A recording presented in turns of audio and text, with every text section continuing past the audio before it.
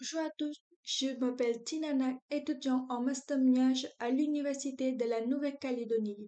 Dans cette vidéo, je vais vous présenter le travail réalisé dans le cadre du projet Prix.c autour de l'analyse des prix et de la qualité nutritionnelle des produits en Nouvelle-Calédonie. Ce projet collectif mené en équipe qui s'inscrit dans une démarche pédagogique complète, mobiliser les systèmes d'information, travailler en collaboration et surtout donner du sens aux données publiques à travers la data visualisation. Je suis dans l'équipe DataVis qui travaille sur les thématiques de nutrition, Nutri-Score et santé. Dans cette présentation, je vais vous guider à travers notre démarche, ensuite plusieurs étapes. D'abord, le contexte du projet, puis l'organisation de l'équipe, la préparation des données, exploration par visualisation interactive et enfin les perspectives futures avant de conclure. Dans le cadre du cours Interopérabilité des systèmes d'information encadré par M. Adrien Salès, notre prof et aussi chef de projet, chef de bureau à l'OPT, avec l'objectif pédagogique de récupérer des données ouvertes, les structurer, les enrichir et les transformer en visualisation interactive répondant à des problématiques concrètes et on peut aller plus loin dans machine learning. Pour cela, nous avons mobilisé deux grandes sources de données. Prix.c, c'est une plateforme publique du gouvernement calédonien qui permet aux citoyens de comparer les prix de milliers de produits selon les magasins du territoire. Open Food Fact, base mondiale qui fournissent des informations Nutri-Score sur des produits. Et alors, maintenant, on va passer sur les problématiques. Pourquoi on fait ce projet-là? Du coup, dans la thématique de mon travail, on a les questions clés que nous avons voulu explorer, comme les produits les plus sains sont-ils aussi les plus chers? Quel est l'appareil des produits locaux dans les rayons? Quel type de produits dominants ultra transformés? Peut-on identifier les paniers types selon le profil nutritionnel? Alors, ces questions permettent tout le sens dans un contexte local marqué par la vie chère, importation massive 92% du produit par rapport à notre analyse. Dans l'organisation des équipes, nous sommes 12 étudiantes réparties en 3 équipes. Première équipe, c'est Data Prep en charge de la collecte, du nettoyage et de la préparation des jeux de données. Ensuite, DataVis, mon équipe chargée de la visualisation et de l'analyse graphique interactive. Dernière équipe, c'est DataJust, chargée de l'analyse via des méthodes avancées différentes comme clustering, etc. À l'intérieur de la team DataVis, nous avons structuré notre travail en 3 thématiques. Le premier thématique est sur le prix, inflation et accessibilité par Nathan. Thème 2, c'est sur nutrition, Nutri-Score et santé. Et pour l'objectif de l'analyse dans le thématique 2 est de croiser les données nutritionnelles et les prix pour mieux comprendre ce que nous consommons réellement et à quel coût. Nous avons analysé la répartition des produits selon le Nutri-Score et le groupe Nova, la comparaison des prix moyennes entre produits sains et moins sains, la proportion des produits locaux vs importés, la profil nutritionnel de panier type consommé sur le territoire. L'objectif final est de rendre visibles les écarts, les déséquilibres, mais aussi les opportunités pour mieux manger à prix raisonnable, avec un outil interactif accessible à tous. Maintenant, On passe à la préparation technique. Voici l'interface de mon notebook où j'ai structuré tout le travail étape par étape. On a commencé par valider les certificats Python, Panda et Database pour maîtriser l'environnement Kaggle. Cet environnement permet de coder, stocker et exécuter les analyses directement en ligne. Et on a utilisé différentes bibliothèques comme DocDB, Panda. Tout ça, c'est pour la manipulation, les calculs et les visualisations. Et on connecte sur base DocDB pour une base temporelle en mémoire rapide et sans stockage. Et tout ça, on connecte avec les datasets qui est préparé par l'équipe DataPrep, qui est bien structuré sur le nombre d'étapes, les colonnes, les types de données différentes. Et avant de faire la visualisation, on a affiché pour voir quelles sont des informations possibles qu'on peut croiser des données pour afficher des visualisations efficaces. Place maintenant à la partie la plus visuelle du projet, l'exploitation par DataVis. Grâce aux graphiques interactifs, on a pu transformer des milliers de lignes de données en constats clairs et parlants. À partir des données préparées par l'équipe DataPrep, je menais 5 analyses clés pour mieux comprendre les liens entre nutrition, prix, origine et accessibilité des produits alimentaires. Voici les résultats. Commençons par un point fondamental d'origine des produits alimentaires. L'objectif ici est de comprendre quelle part des produits que consomment est réellement produits localement et quelle part est importée. On voit bien, voici tous les produits totaux et 17% des produits locaux et 82% produits importés sur 10 secteurs d'alimentation différents. On va partir sur produits alimentaires locaux vs importés par secteur et des nombres de produits. On voit bien que chaque secteur, les produits importés, ce sont des produits les plus élevés. Et on a quand même des produits locaux qui sont plus que importés, comme exemple dans traiteur, aussi sur charcuterie et des boucheries. Top 10 magasins. On voit bien que les top 10 magasins, il y a des produits importés sont les plus élevés et les produits locaux, ils ont environ 15% du nombre de produits total. L'analyse de la provenance montre une forte prédominance des produits importés, en particulier dans les secteurs comme les boissons, les produits sucrés ou les assaisonnements. À l'inverse, quelques secteurs valorisant davantage la production locale, notamment les produits laitiers et épiceries salées où la part des produits fabriqués en NC est plus visible. Continuer sur l'analyse Nutri-Score des produits alimentaires. Cette visualisation interactive permet d'analyser le lien entre le Nutri-Score des produits alimentaires en Nouvelle-Calédonie et le prix, et elle intègre à la fois les Nutri-Score officiels et ce que nous avons estimé à partir d'indicateurs nutritionnels comme le NOVA, le sucre, le sel ou les gras saturés.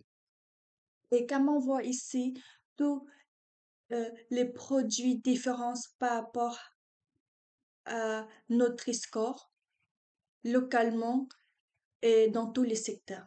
On peut aller aussi sur des produits importés avec un Nutri-Score ou sans Nutri-Score, les produits locaux avec ou sans. On peut sélectionner sur certains secteurs. Et voilà tous les noms de produits avec d'origine, des prix et les secteurs différents qu'on peut trouver dans chaque point qu'on peut voir sur l'affichage. L'analyse montre que les produits A et B dans les produits sains sont présents mais très peu présentés. La majorité des produits situés en A, D, en C, D et E, ce qui indique une offre dominée par des produits moins équilibrés. En croissant avec l'origine et les secteurs, on constate que cette tendance reste vraie même pour les produits locaux. Les produits ultra transformés sont partout, quel que soit le prix ou la provenance. On va passer sur l'analyse des paniers par rapport à type des Nutri-Score. Dans cette partie, l'analyse des paniers de consommation complet avec un double l'objectif connaître le prix total et évaluer la qualité nutritionnelle moyenne. Pour cela qu'on a récupéré les données produit par produit avec le prix unitaire et le Nutri-Score. Puis, on a calculé un score moyen pondéré pour chaque panier. En fonction des qualités, l'idée est de voir si un panier plus un dont mieux noté coûte vraiment plus cher que panier moins équilibré. On peut voir dans le graphique que voici les zones en vert sont moins que les zones en jaune et orange, que pour dire que les produits les plus sains dans chaque panier qu'on a très peu. On peut voir côté droite ici.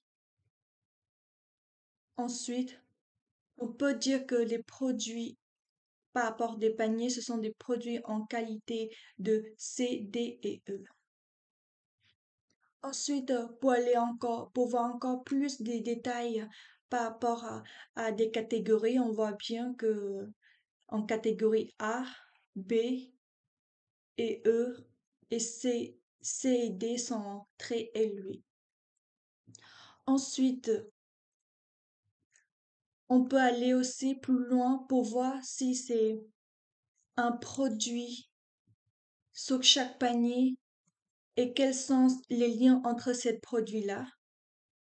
On peut filtrer par rapport à tous les produits et le lien direct sur ces produits-là. Exemple, un Coca-Cola soda et quand il achetait ce produit-là, quels sont des produits autour qui pourraient être achetés en même temps.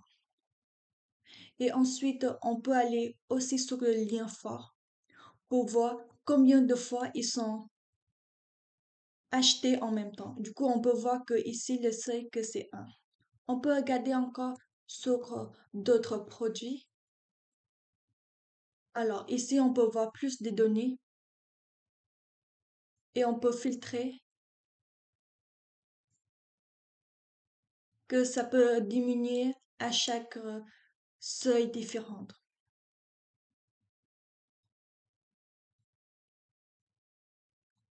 Du coup, la possibilité d'acheter ce produit-là et des produits qui pourraient venir en même temps. L'analyse des paniers montre que les produits les plus transformés, ceux des catégories C, D et E, sont souvent les plus chers, contrairement aux l'idée reçue, les paniers les plus sains notés A ou B ne sont pas nécessairement les plus coûteux. On observe même que la majorité des paniers les plus chers sont dominés par des produits des Nutri-Score moyenne faible, donc moins bons pour la santé. Ce constat met en lumière une réalité consommée mieux ne coûte pas toujours plus cher, mais nécessite un choix éclairé. Pour aller plus loin dans les qualités des produits, on s'intéresse à l'accessibilité, économie des produits sains. L'objectif est simple. Peut-on trouver des produits bien notés en Nutri-Score A ou B à prix raisonnable en Nouvelle-Calédonie? Grâce à ce tableau de bord, on peut localiser des points de vente filtrés par budget, par exemple moins de 500 ou 1000 francs, et repérer facilement des produits sains disponibles autour de chez soi.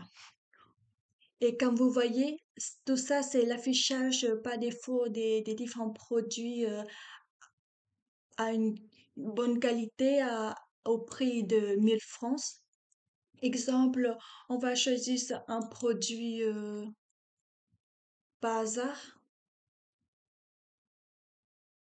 champignons Paris. Du coup, voilà les listes des produits, ce produit-là dans 3 localisations différentes. On peut trouver à la fois le même prix et une bonne qualité de produit. Ensuite, on peut trouver à Géant d'Ambermol ou Géant Sainte-Marie. Et on peut filtrer par rapport au prix. Ça, c'est des prix maximum et minimum. Et on peut aussi filtrer par les types est-ce que dans ce magasin-là, ça existe ce produit-là? Et par rapport à des secteurs de produits aussi. Et on peut encore choisir un autre exemple. Hmm, on va passer sur les compotes et pareillement. Il est donc dans notre score A des prix raisonnables. Il y en a des magasins avec les mêmes produits et ça coûte un tout petit peu moins cher. Aussi, on peut aller encore sur d'autres types de produits. Et voilà, on peut trouver Almond. Ça coûte presque 400 francs, mais c'était bien lent. C'est à Corail-Lifou. Et ensuite, sur des produits par défaut, on va trouver des boissons. Quelles sont des boissons un prix correct? Est-ce que ça existe chez Florence ou c'est ici? Est-ce que ça existe chez Florent? Oui, ça existe des produits, des prix, des boissons prix raisonnables. Et dans catégorie B, on peut encore aller plus loin, chercher des produits qu'on veut vraiment. En filtrant les produits avec notre score A ou B et un prix inférieur à 500 ou 1000 francs, on identifie une certaine des références accessibles et repartir sur plusieurs enseignes de la Grande Terre. Au tableau interactif, on peut rechercher un produit précis, voir dans lequel magasin il est vendu, à quel prix et dans quel secteur. Résultat, oui, manger sain est possible même avec un petit budget à condition de cibler le bon point de vente. Pour la dernière visualisation, on met en lumière les produits ultra transformés présents en rayon. Cette visualisation permet de repérer rapidement sous forme de nuages de mots les produits les plus problématiques secteur par secteur. L'objectif est d'alerter, d'informer et de sensibiliser à la surreprésentation des rayons. Voici, on peut voir déjà le nom des produits, les top 30 produits différents qui est ultra transformés. Et on peut filtrer, exemple, sur les boissons. Et on voit bien quelles sont des boissons qui est bien, qui en a l'air que faut éviter de transformer. Ensuite, on peut aller encore sur des fruits et légumes, mais normalement, c'est pas une très problématique. Mais quand même, il y a certains prix qui sont des sucres ou plus élevés que certains gâteaux ou ce genre de choses. Et ici, on peut filtrer encore plus sur top 20, top 5, top 15, etc. Où on peut aller encore plus loin sur presque tous les produits. Et on peut essayer encore d'aller voir sur des pains, parce que les pains sont des produits ultra transformés. Voici les noms de produits. Pourquoi on affiche tout le nom de produits? C'est juste pour voir quels sont des produits et quelle quantité de ce produit-là que on peut éviter à consommer pour avoir une vie plus équilibrée. Arrivé à la fin de la démonstration des visualisations, maintenant on va passer sur la perspective du futur. Ce projet peut évoluer vers un outil encore plus utile au quotidien. Les données pourraient être mises à jour régulièrement pour suivre les prix et les qualités nutritionnelles dans le temps. On pourrait aussi ajouter des comparateurs de paniers, des alertes sur les hausses de prix ou de recommandations selon le budget. Une version mobile du tableau de bord permet aux citoyens de repérer les produits sains disponibles près de chez eux en temps réel.